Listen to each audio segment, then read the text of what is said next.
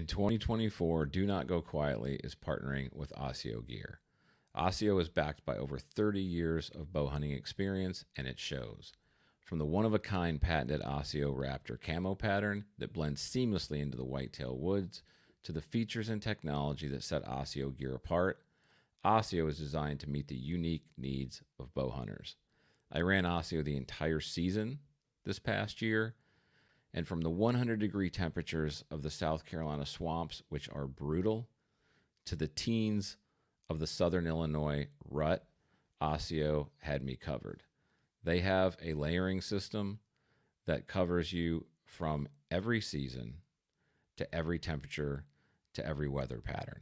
Asio Gear is backed by a lifetime guarantee, and if you use the code DONOTGO20, you can take 20% off the entire Asio Gear catalog. Elevate your game with Asio. Mission Whitetail, what's up, brother? Hey, man, glad to be here. This is going to be fun. We just spent 20 minutes trying to get the camera to work. All you got to do is take the batteries out and tap it with a hammer, and you're good to go. Well, I'm glad you were here because I was about to throw it through a freaking wall. Well, that's always plan 3. Right? Get really pissed and throw it through the wall. Yeah, that's does the plan. It. Yeah, that does it. So the reason I wanted to have you on, obviously, we're friends. I've run your gear all year, which as a first-year bow hunter, I need every bit of help I can get. And honestly, like, I got through every piece of temperature there is, which is awesome. Like, I love your stuff. You got to make some more solids so I can take it out west next year. Yeah, oh yeah, on my elk hunt. We can do that. No, I'm glad to hear it. I'm glad it went well and kept you warm. I actually had to go in the swamp this morning to pull a bunch of trail cameras. Yeah. We got a huge flood coming. We got all that rain yesterday up in the upstate, and so all those rivers are dumping into the Congaree, and it's going to flood. It's going to get to not a record flood, but a big one. And so I was in there at daylight running around on my four-wheeler, 36 degrees, running 20 miles an hour. I had on the Sherpa bibs and Sherpa jacket, and I was toasty. It's they're warm. There was one morning, I think the coldest morning I was out this year was like 23 one morning. Yep. And I went out that morning because mornings had been good where I was trying to get, and I actually got hot because I didn't have everything set up. I had a saddle set up, and I didn't have multiple setups yet. And I actually got hot because I was running the midweight hoodie, the Sherpa vest, and then I had the late season jacket on. Yeah. Yeah. Once I got up there, I was good because it got cold. Yeah, but I imagine with that late season jacket on, you were mighty warm. Dude, that thing is warm. Yeah, I wore that up in Illinois too when I went up to Southern Illinois. Oh yeah, and I had to take the vest off because I was just hot. And that was a heck of a buck. Oh, that was my first buck I ever shot. It was in a good one too, a really good one, and it looked like you 10-ringed him. It looked like you hit him perfect. I did. It was kind of crazy. Like I struggled so much down here in South Carolina the whole year. It's so weird because I went up there. Obviously, I can't remember. I think it was either Adam Hayes. It was somebody you had on one of your podcasts. It was like, you can't shoot big deer where there aren't big deer. Oh, right? That's true. Yeah. And so I made a mistake this year, picked a bad piece of property, tried to make the best of it. But I got up to Illinois and, I saw more deer in a day and a half, and I killed him on my third sit.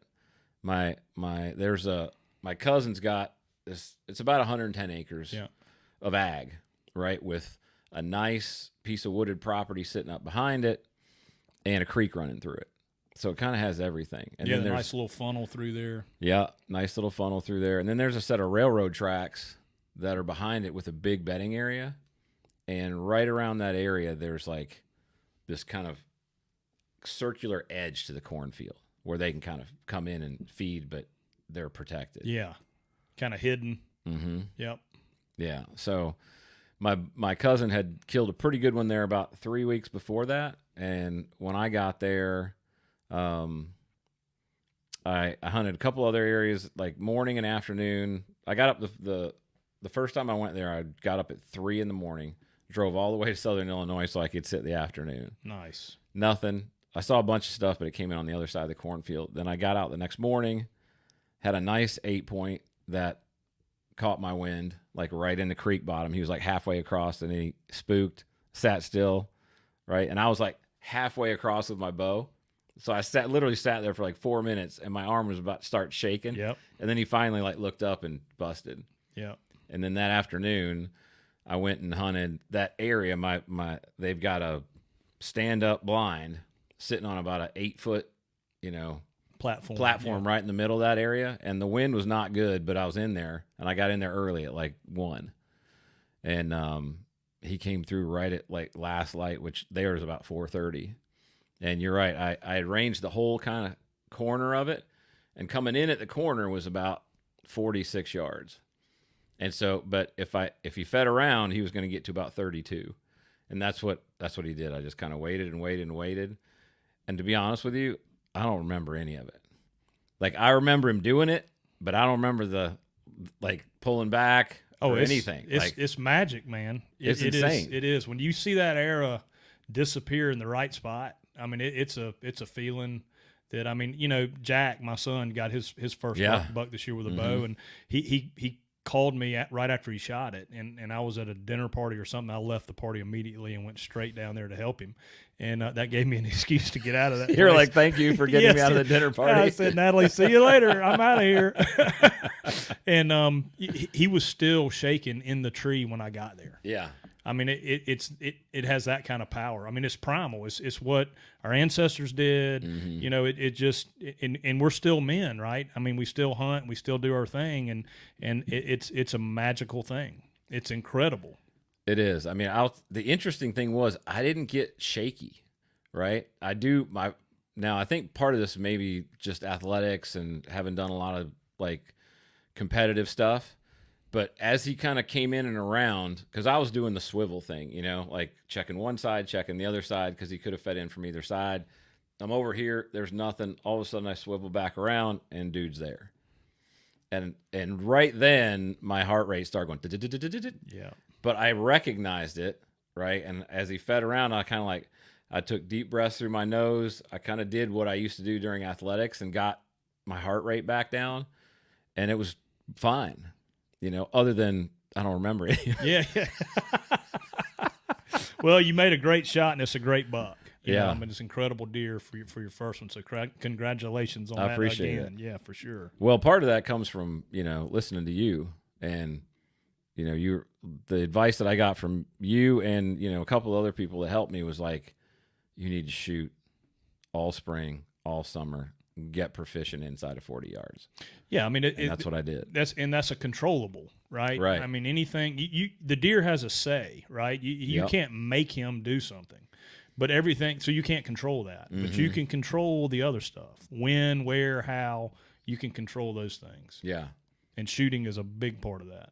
Yeah, and I was actually surprised at where, not surprised because I knew where I wanted to shoot him, but I kind of it's my first one, so I was like, is this going to go? Because I had actually missed one in South Carolina, right? I had a nice 8-point come in 30 minutes before light at all. It was pitch black, but I could just see his antlers underneath me. And he was feeding on a corn pile 16 yards from my stand. And I was just sitting there waiting for him, waiting for the light. And it was gray light, and I still couldn't pick him up in my pea part. And he was done eating. He had chowed the corn, and he was moving out, And I was like, all right, I'm going to either watch him walk away or I'm going to take a chance. And so I just basically planned to shoot low. Mm-hmm. That way I was like, if I miss him, I'm going to miss him low. Yeah. Right? Yep. If I don't miss him, then I'm going to hit him right where I want to hit him. Sure. But I still couldn't pick.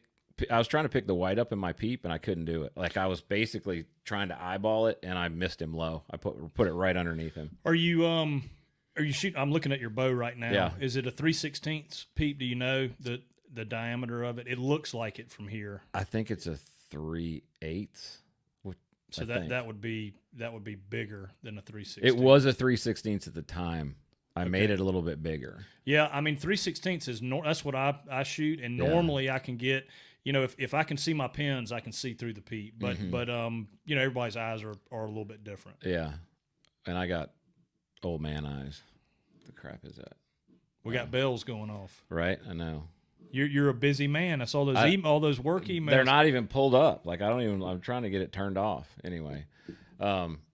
So that was the deal. But yeah, that first buck was crazy. Like I can't believe that's what I got for the first go around. And a lot of that's the help that you gave me, man. It was like just you being on speed dial was super helpful. No, I love it. You know, we're in it together, and we're all hunters, so that's it's good stuff. Yeah, and it's definitely a challenge picking it up at my age. It is, and I was thinking about this when I was riding over here. You know, with football, you haven't been an elite level coach.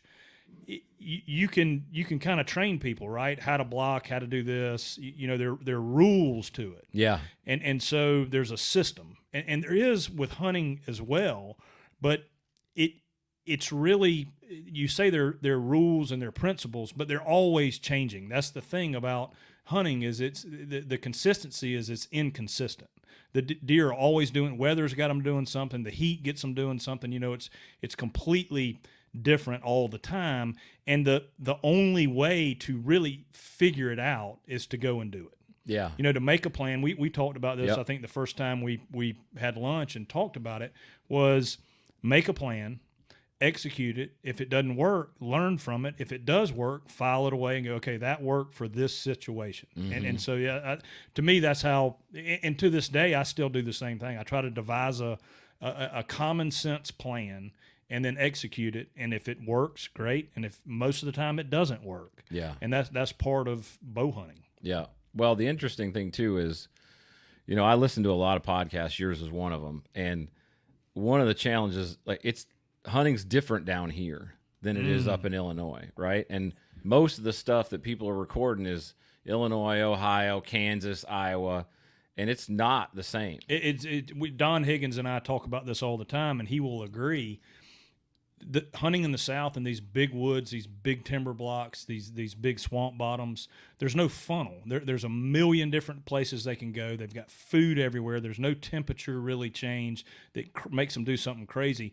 If you can kill 4 and 5 year old bucks in South Carolina, you can kill anything on the planet. I mean, it is hard because, and let me premise that with a bow.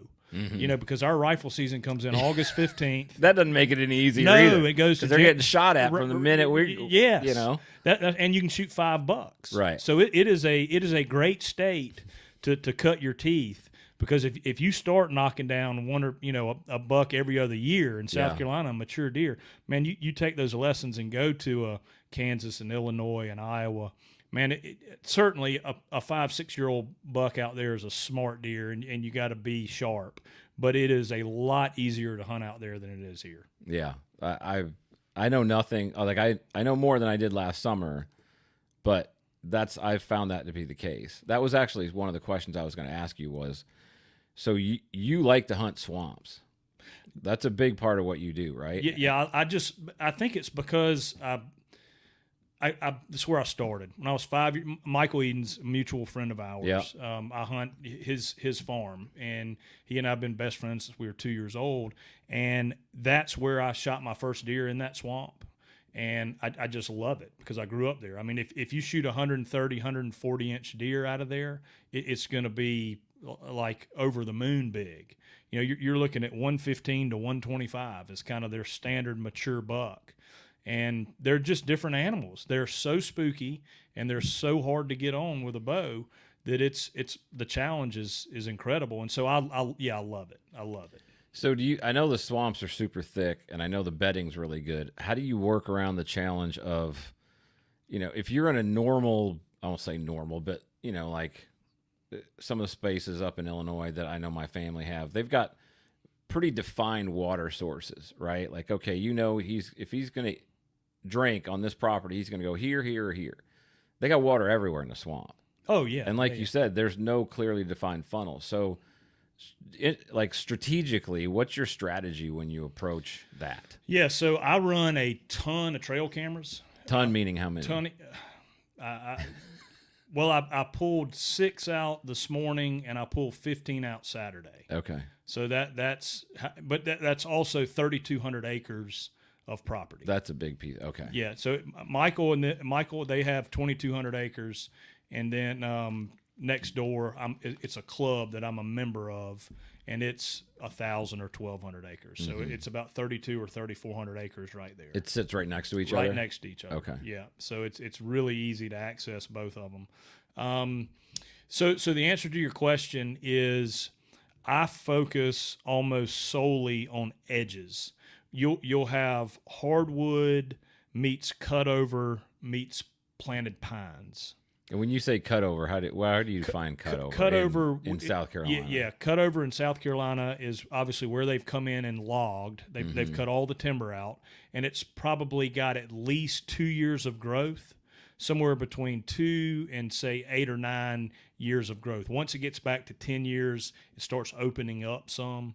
But those real thick 4 or 5 year old, having been logged areas, are big, super thick bedding areas that are almost impenetrable. I mean, we've walked through them, chasing hogs and stuff, and having to track deer because that's normally where they go when you shoot them. So they're tough to get in. I mean, like a lot of areas you have to turn backwards and back through the briars and stuff. I mean, they're thick. What if you don't have any cutover? What if you've basically got a swampy area that basically butts right up against ag? Again, that's an edge, right? So yeah, I look at an edge. I still look at those edges. They're creatures of the edge. They love those edges, and that's normally where they stage, or where you'll find rub lines, or where you'll find scrapes along those edges. And then you can literally, and I'm going to be working on this some in March.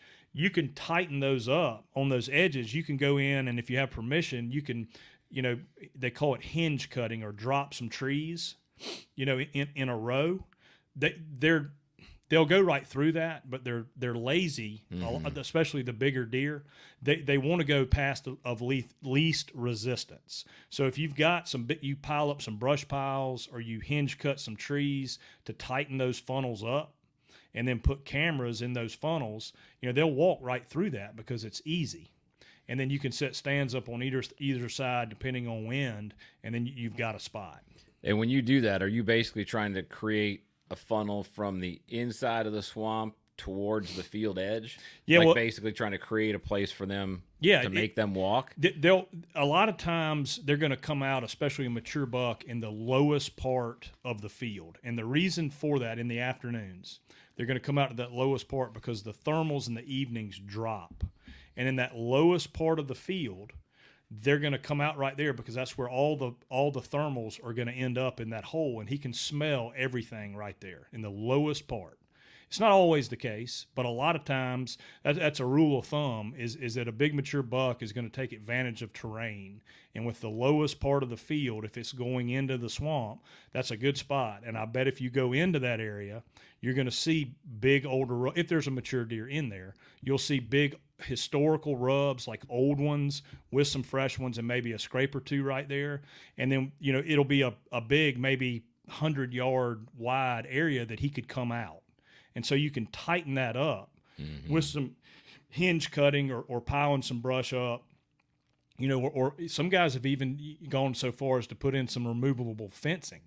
You can put those in, like some cattle panels and stuff, and just kind of space those in there, and then get your cameras in there, and you can see if he's coming out of there, and you're tricking him to tighten him up to where you can get an arrow in him. So you're leaving it.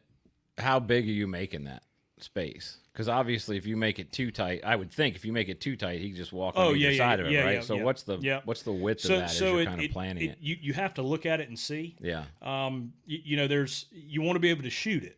So the rule of thumb is that through your funnel, you want 70% of the deer you see to come through your funnel, or you don't have a funnel. If you're just seeing them walking out through the woods, and you're not in the right spot. So if you tighten that funnel up to 50, 60, 70 yards, and then you put your stand 20 yards inside the edge of the funnel, then you can shoot all the way across, or if you've got a stand on both sides.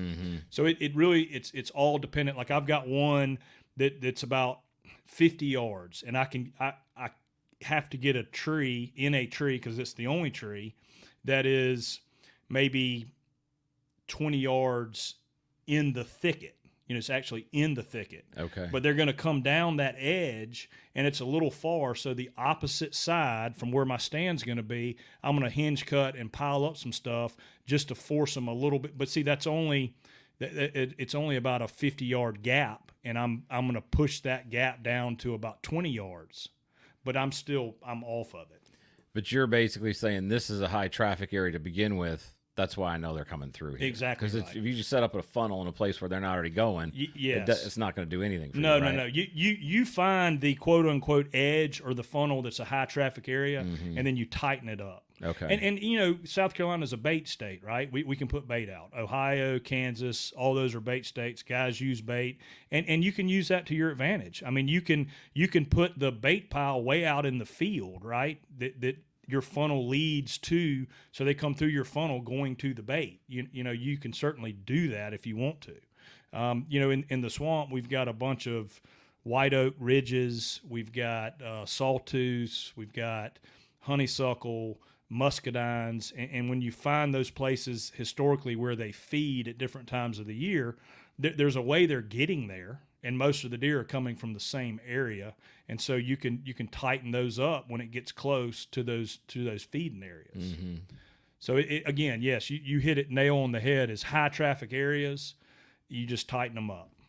And then when you, I know that the baiting thing is a question, but in South Carolina you can bait, so it is what it is, right? So when you do that, have you found any difference in terms of setting up an actual feeder that like feeds at a specific time in terms of the strategy, or is it more? Do you feel like it's more that it works better to go out and dump a pile? So it all depends on the pressure of the deer. In South Carolina, where we hunt, you and I both, where we hunt down there in the on that Bluff Road area, there's a lot of pressure there. Yeah. I do not see a lot of mature bucks coming to those feeders in daylight. Guys that are successful with baiting and killing, bigger deer, they normally scatter it, and they'll scatter it thin around those already natural food sources. Like they'll go to the white oaks or the pin oaks or the cherry bark oaks or whatever they've got, the sawtooths, and they'll sprinkle in those areas just to give them some more diversity in that area where they're already going. And constant food, constant food.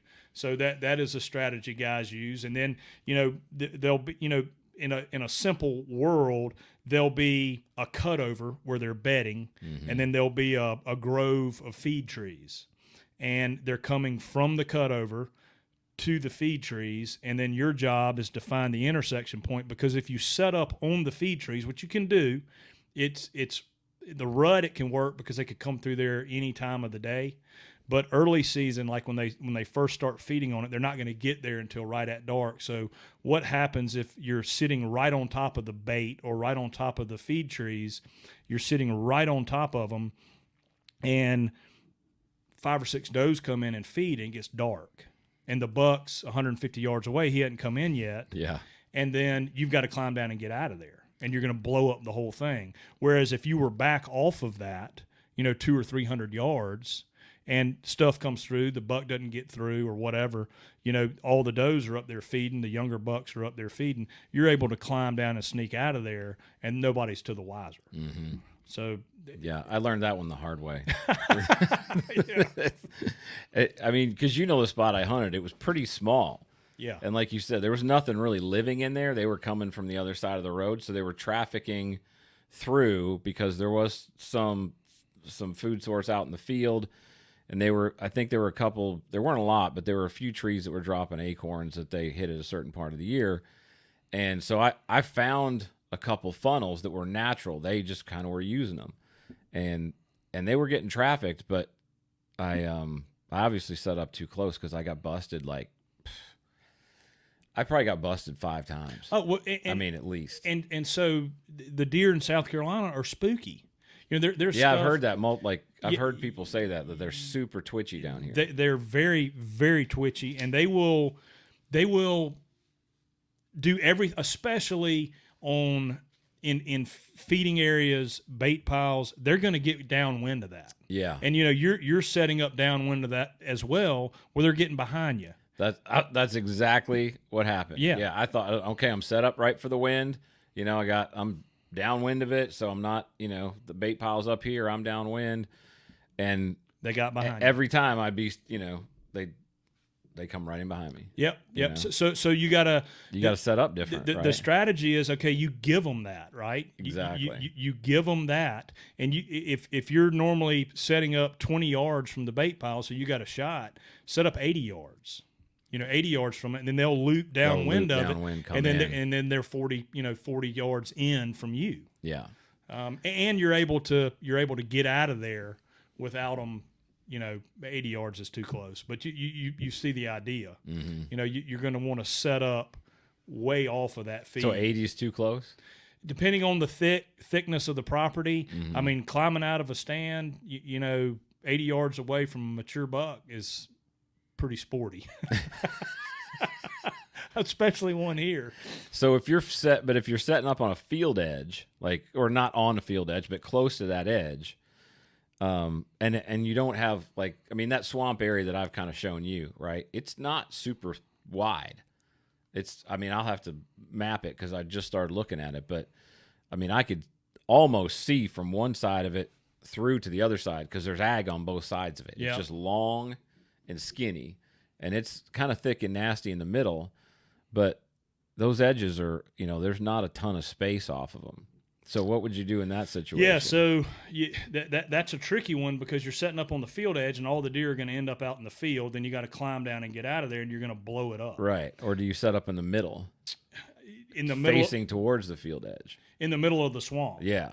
I think I'd have to look at it to get a real good feel for it. But, which I'm planning on having you do. Yeah. No, I'm hauling your ass out there. We'll do it. Because otherwise, I'm going to be like, "What the hell am I doing?" No, you're getting it dialed. But yeah, so you can set up. If it's skinny like that, and they're coming through the end of it.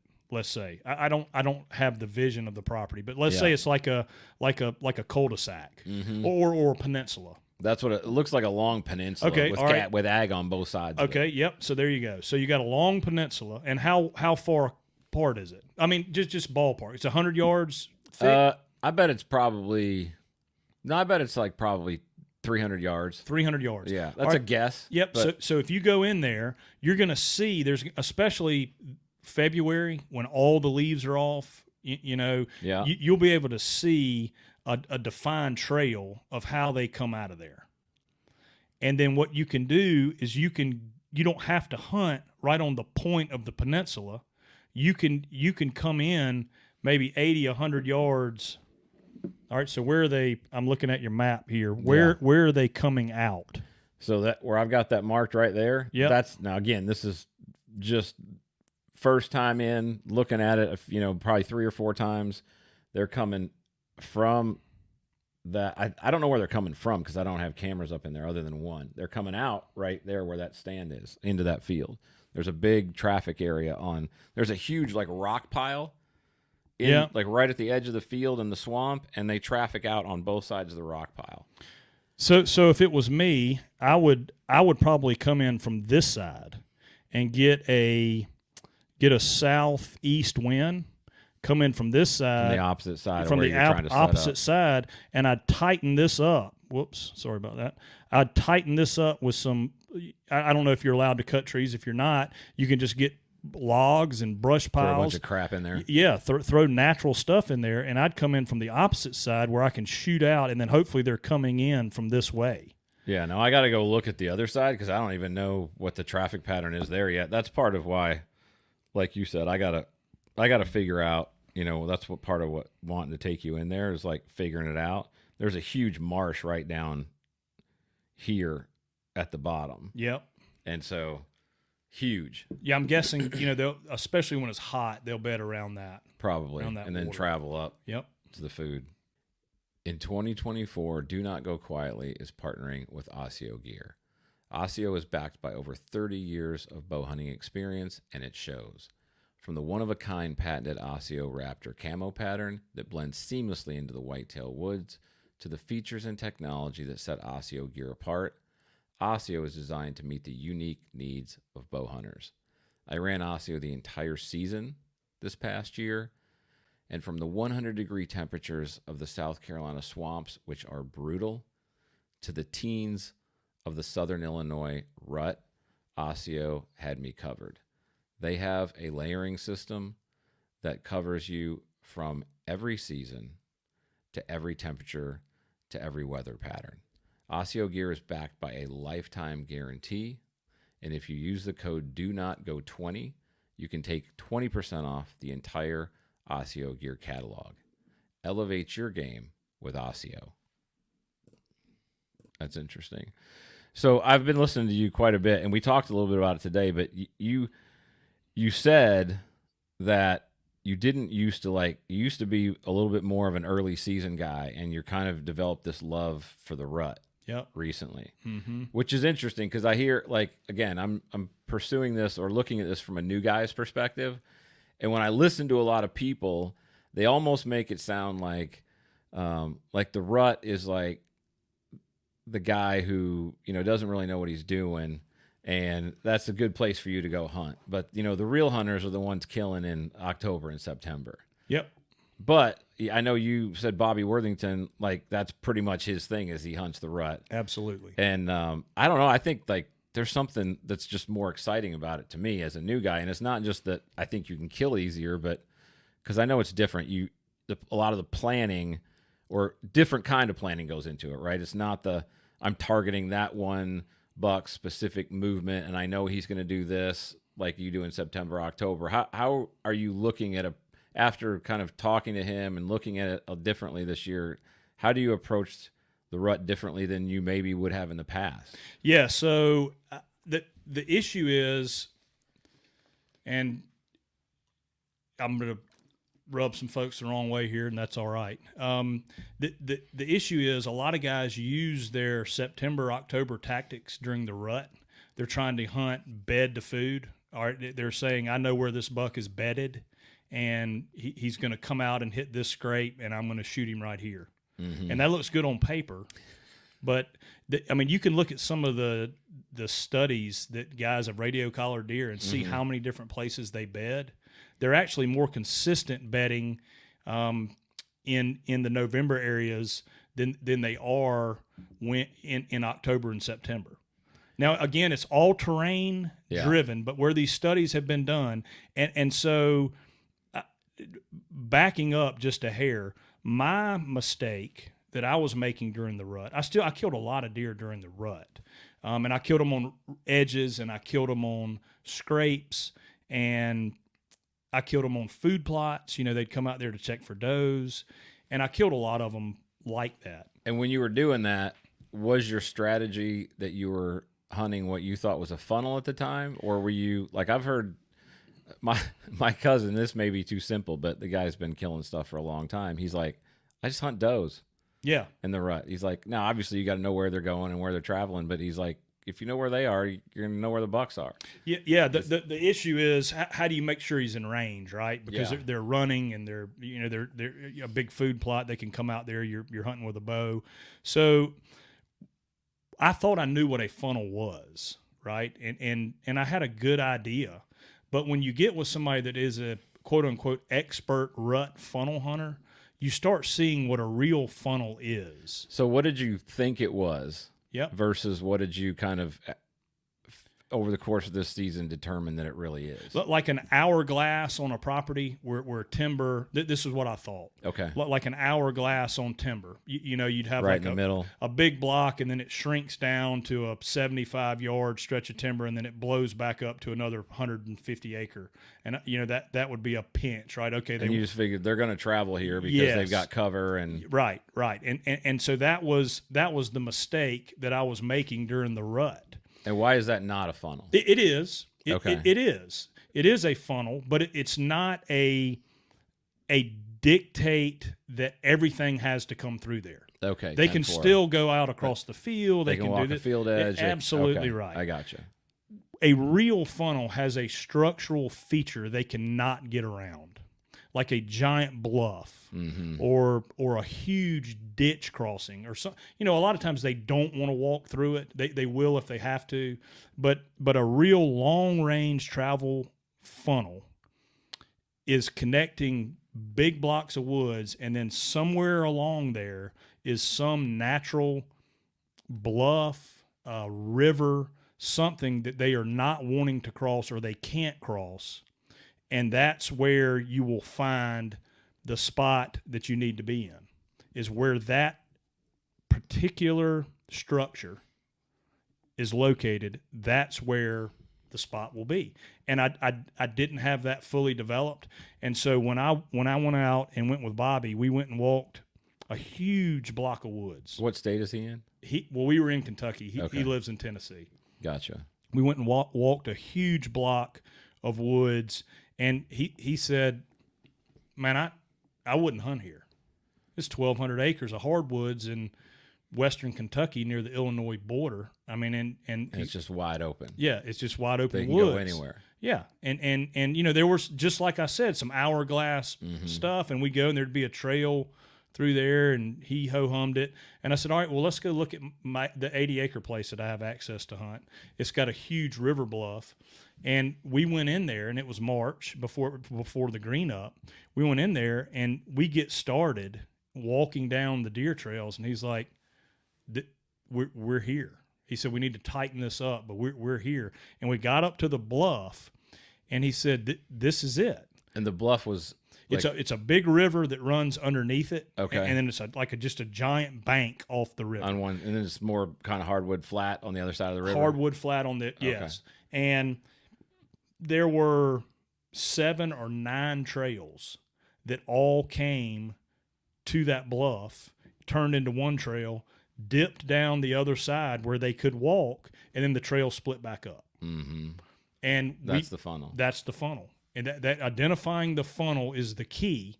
We don't have that necessarily here. I was going to say, when you go up north to some of the, and when I say up north, I mean the Midwest, or Pennsylvania, or some of those areas that have, you know, big bluffs and ridge lines and stuff like that, that they have naturally occurring funnels. It's flat down here. Flat down here. So, and I know you can fell trees and do some of that, but I mean, how do you? That's a much bigger challenge, right? It is. I mean, I chased a 10-point in the swamp all season, and I got pictures of him almost, not every night, but at least once a week on different cameras throughout the property. Very rarely would I get daylight pictures of him. And I did have one quote-unquote funnel. They've got a duck pond down there that they fenced in so the hogs can't get in there. So it forces the deer around the point of that duck pond. And I got to stand right there. And if you ask Bobby, he would have said you should have parked your butt in that tree every single day. And guess what? He would have walked by it sometime. I got an 8:30 a.m. picture of him on a cold Saturday morning. It was one of the only daylight pictures I got, and I was in Mexico. I wasn't here. So, but if I had to put the laws of averages, you know, he lives in this area. This is a good travel area. There's a lot of food. There's a lot of does in here. Every time I had a south wind, if I'd sat in that stand, every single chance I could have to hunt it, I would have killed that deer. And you don't think hunting that stand over and over and over. I know even if it was the right wind, you don't kill that stand. As long as you got a good entry and exit, you think you're good to keep hunting it over and over. That's a question that I have. Yes. I'm not assuming the answer, but that's something I hear people talk about all the time. So what's your thought on that? So absolutely valid if you do not have the right access and, more importantly, the ability to exit. So I actually put a climbing stick on a fence post inside the duck pond. I would climb over the fence and up a tree. So there was zero. I mean, I'm talking the tree is 5 feet from the fence. Okay. So there was zero chance of a deer ever getting downwind of me. They could not get downwind of me. Makes sense. They couldn't get in the duck pond. So I can walk in the duck pond, climb the fence, climb up the stand, and sit right there every day as long as I have a south wind, and I'll never burn that spot out. So you walk through the pond? Through the pond. Waders? No, there's a levee on the side of it gotcha. that the fence is on, so I can walk on the inside of the fence. Mm-hmm. And they don't flood it until later in the year anyway. Okay. Till December because of duck season. Okay. So let's say you don't have that, right? Let's say you've, like we're talking about, well, it's swamp, or whether you're down here and you've got, hardwood with ag kind of everywhere. Yep. But no naturally occurring. Are we really back to the same conversation? You got to figure out where they're already going and then try to create some kind of funnel within that. That's exactly right. And then I'm going to have multiple of them, and I'm not going to blow them up. It's not something I'm going to sit every single day. That makes sense. That's exactly right. Okay. That's good. Okay. So that's good stuff, because that's a lot of the stuff that I've been kind of processing in my head. And it's interesting, especially as a young new hunter, when you listen to a lot of people who've hunted for a long time talk about geographical advantages, and you, like, when I left here and I went to Southern Illinois, and it was like, okay, I've got this flat ag, I've got a little brush line, I've got a creek, and then I've got a big ridge that's probably 50 feet high. And now you can really start to think about thermals and, okay, here's like that. There's 2 ridges that poured right down into the middle that went into the creek, and that's where they all crossed the creek.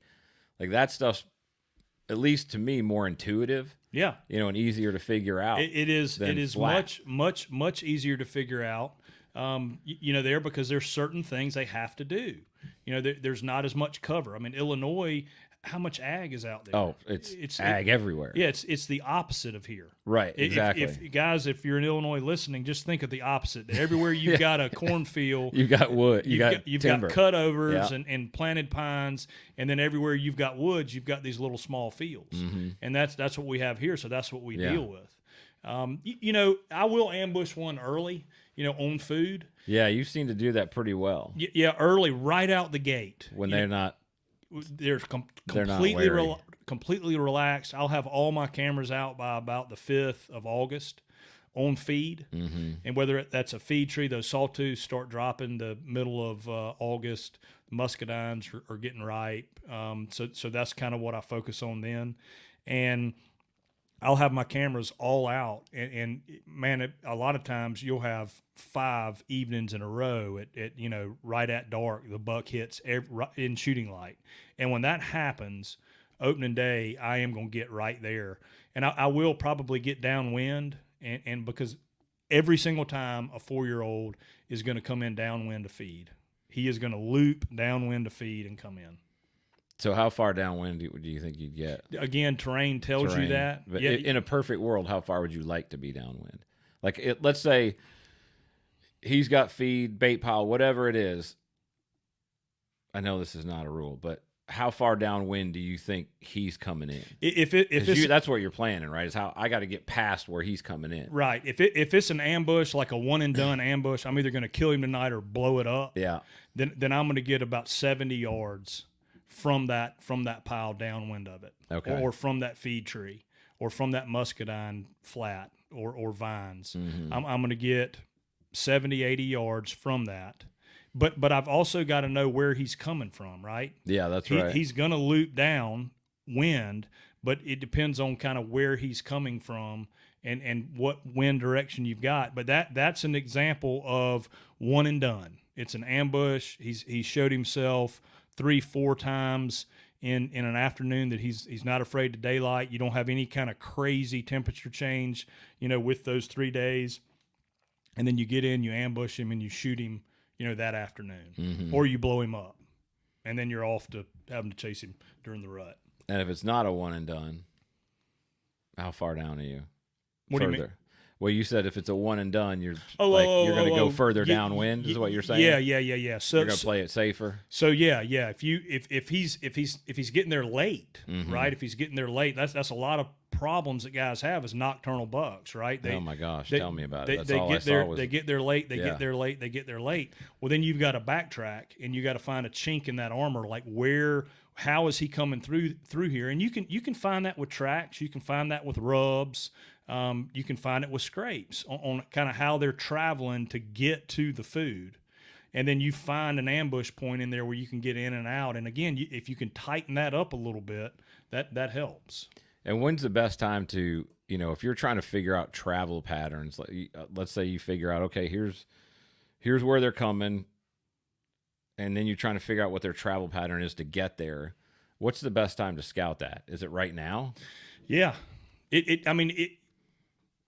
you had the time, I would say keep a pile running right now. That's what I was about to ask you. Is it strategically, should you be running food right now? You absolutely just to get can. them into a pattern. Well, just to see where they're coming from. Like I would drop a camera on that corn, but then I would back way off with some other cameras, just kind of and semicircle almost all the way around, and see if you can pick up where they're coming from. Well, you look at the terrain, and if they're coming if they're coming through that thicket or that peninsula, drop some cameras in there on trails, and then you'll see a picture of him at 5:50 in the woods, and then the next picture will be on the corn at 6:15, and then okay, that's how he's coming. That's how he's getting there. Yeah, that makes sense.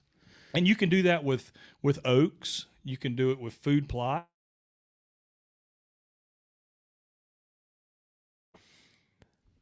Lot to learn, man. It's a lot. And you've been doing it for how long? 30, how old were you? 5. 5 years old when you killed your first one? Mm-hmm. That's crazy. And I killed my first one at 55.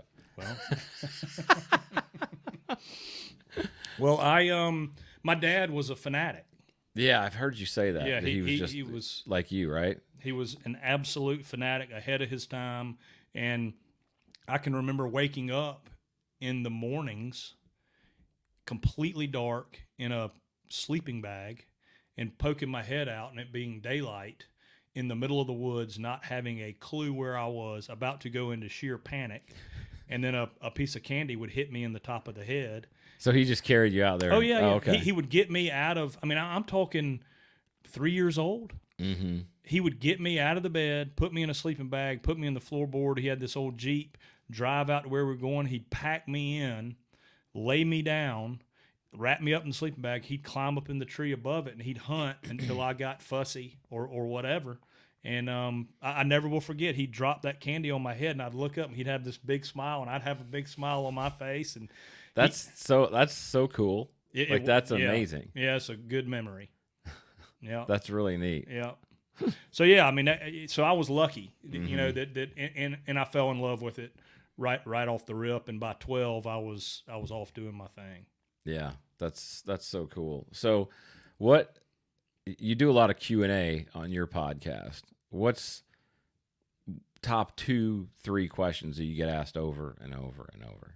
Nocturnal deer is got to be number one, and then for some reason I get asked a ton about broadheads and heavy and light arrows. That seems to be like kind of this. I know. That's a YouTube thing.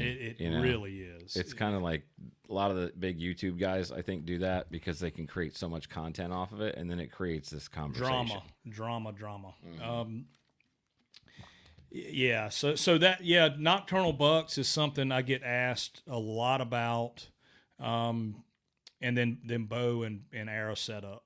I get asked that a lot. What's your answer to the nocturnal buck question? I think the bow and arrow setup is.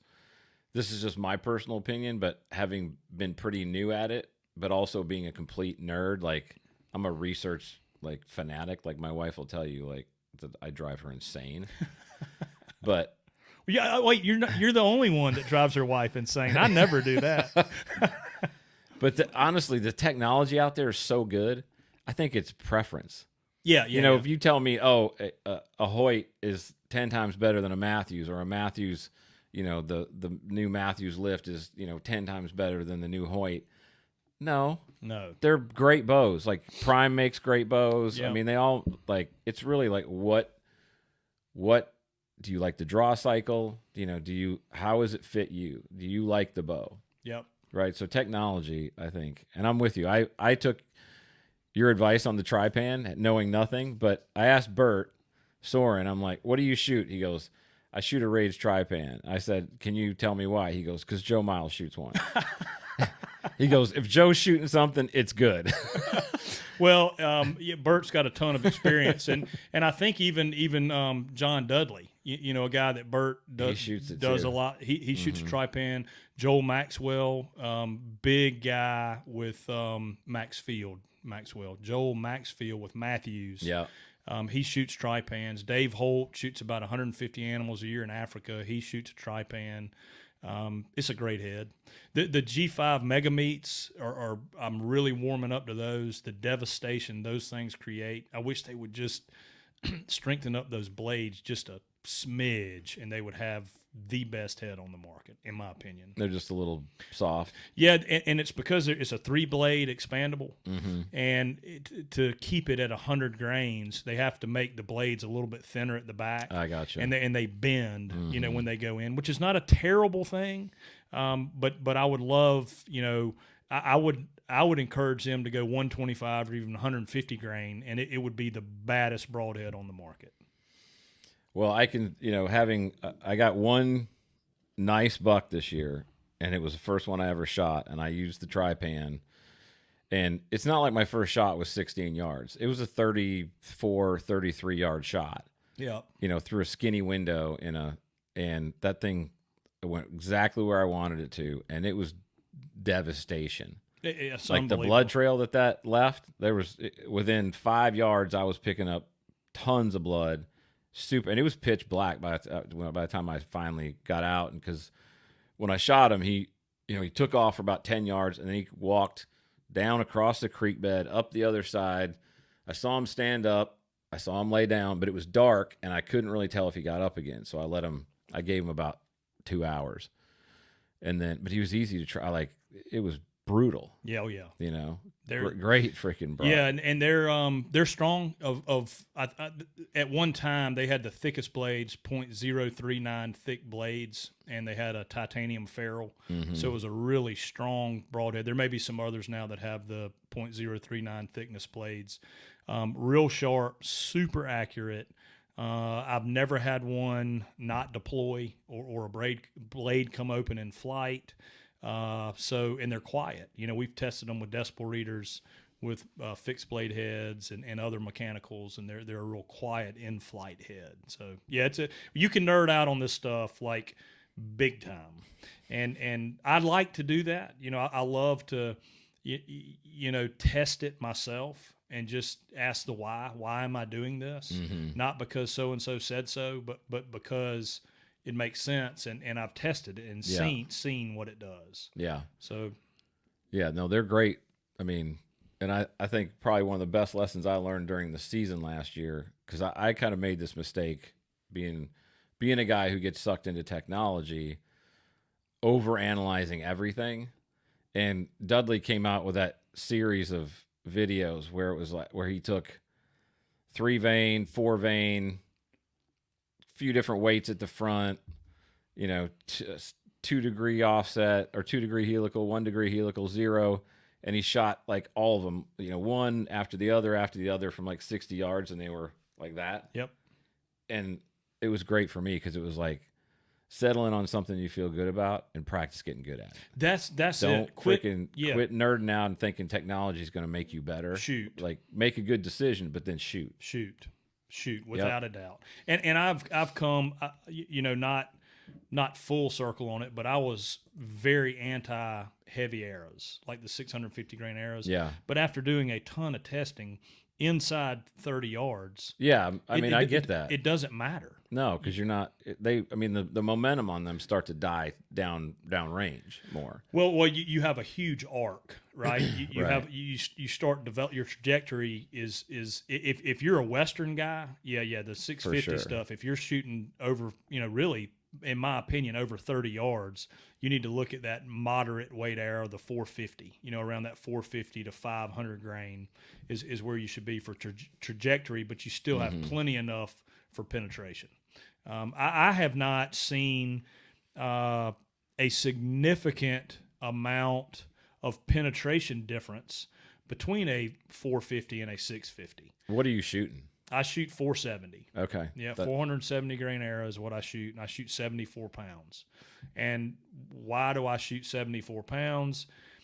I like to have my arrow shooting right at 300 feet per second, because when it shoots 300 feet per second, I can use one pin from 0 to 30.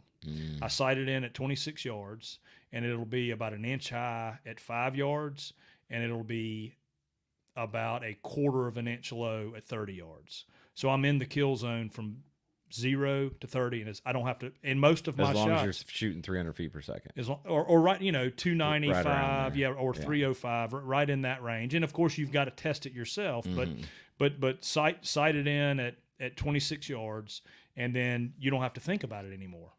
If you've got a deer at 5 yards, you put it in the kill zone, and it's going to kill him. You got a deer at 30 yards, you put it in the kill zone, it's going to kill him, and you're right there. And most archery shots for whitetail are inside 30 yards and in. So that's one pin. You don't have to think about anything. I hear a lot of times guys have 20 and 30 yard pins, and they miss deer at like 22, 23, 25 yards because they get confused on which pin to use. Whereas if you're just using one, you're going to smoke him. So you use a single pin sight? I have two, because then I have a 40 if I need it, and then it's adjustable, and then I've even got a cheat on the bubble that if he's at 50, I can put a part of the bubble on him that if I had to. Now, I've shot one whitetail at 52 yards. I would say everything else has been definitely inside 40 and more like it inside 30. Yeah. I mean, the name of the game is getting close. I mean, that's why we bow hunt. Right. I'm not trying to shoot one at 60 yards. Or you'd be shooting with a rifle, right? Right. I want to see the whites of his eyes. I want to shoot him at 12 yards. I shot one this year at 4 steps in Kansas, and I shot him 1/4 jugular, shoulder, spine junction into the front side lung, and he dropped in his tracks. He was dead when the arrow hit him, and that was. I mean, I don't know if you've seen that video, but I mean, he's right there, 4 steps, 160-inch 9-point, right on top, and it was in a Bobby Worthington funnel. It was tight. Had a big river bluff behind me. It was nice. Well, I'd love to ask you. I'll do it next time about the nocturnal bucks, but I know you've got to get something you got to get to. So, listen, man, I appreciate you coming out. Again, the gear is amazing. Thank you. And there's a lot of amazing gear out there. So I'm not saying other gear isn't good, but just I think the thought process, what I see with the other stuff is it's mostly Western hunting companies who are adapting to whitetail. Yep. Where you're a whitetail guy, like you said, from the time you're 3 years old in a sleeping bag in the middle of the woods, and you developed this specifically for whitetail hunting, which is, I think that makes it different, just all the way down to stuff like the collar, and understanding, like, when you draw the bow back, having a specific kind of collar that can interfere with that when you're up in a tree or you're shooting from close quarters and you're not, able to stand there. Perfect form. Perfect form and shoot at 60 yards. So I've loved running it. It's been amazing stuff. And it was awesome to kill my first one. Well, congratulations. That was a beautiful buck, man. That's the way to get started. Yeah. No, as I say, now that they said, hope you're not disappointed with the next one you kill. But honestly, I won't be. I just love it. Yeah, I do too. It's just I awesome. shoot them here in South Carolina, and they score 115, and then you shoot a 170 out in Kansas or whatever. I love it. I love hunting the mature ones and the challenge of it, and it doesn't matter where they are. It's all relative, and you'll get a couple under your belt next year in South Carolina, and we'll be good to go. Yeah, no, it's really, really awesome. It's picking it up at 55 has been challenging, but I think that's what I love about it is when I decided to stop coaching, it was like I need something different. And just having a completely new challenge in my life where I'm learning everything from scratch has been an amazing experience. And the brotherhood, the community with it, like you and Bert and the guys who have just open-armed helped me and been available to me, has been like the people I've gotten tied into. It's like such a blessing. It's really, really cool. It is a great community, and it is the challenge part of it's incredible, and it brings the best out in you. It does. It makes you concentrate. It makes you be good at shooting. It gives you lots of purpose, and it makes you be better at something, or you're going to not be successful. No. So that's why I'm in love with it. Yep. That's why I'm in love with it too. Well, I would recommend to anyone who, whether you've been doing it for a long time or whether you're young in the game like me, the Mission Whitetail podcast is amazing because you guys really get into the nitty gritty on strategy. Check out the Asio Gear stuff when you get a chance. It's AsioGear.com, right? Yeah, that's right. Appreciate you being here, brother. No, and man, I appreciate you and everything you've done for me. Thank you. I appreciate what you're doing, and thank you very much. Thanks, man. All right, buddy.